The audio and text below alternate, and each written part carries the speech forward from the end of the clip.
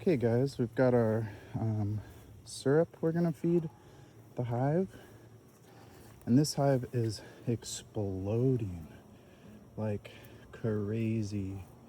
There's so many bees.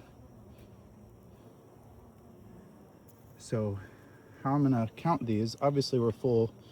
1, 2, 3, 4, 5, 6, 7, 8. We're almost 9, 10 full. We have to get another frame on here.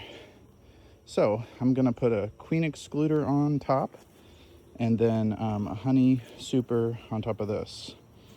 So here we go. Okay, what I've done here is put on my honey super. I'm not gonna put a queen excluder in yet. I'm gonna let them get used to this. Oh, good bees coming up here to check it out. So I kind of spaced these out a little bit because they are honey supers. I'm gonna want them a little spaced instead of all squished together like we do brood chambers. So that's our check-in for the day. Now I'm going to put on our honey maker syrup contraption. Okay, gonna do that. It's a little uneven. That's okay. Okay, there we go.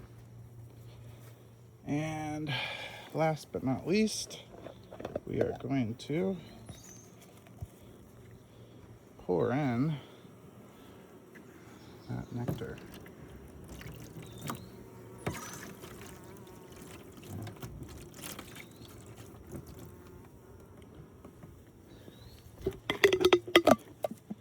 There you go. One beehive. So here's number 3. Everyone's doing good. I did swap out an empty frame for a full frame with this really weak hive, and I'm gonna give another frame from 4 to it. Oh, I split a hive that had already swarmed, so there was like nothing left.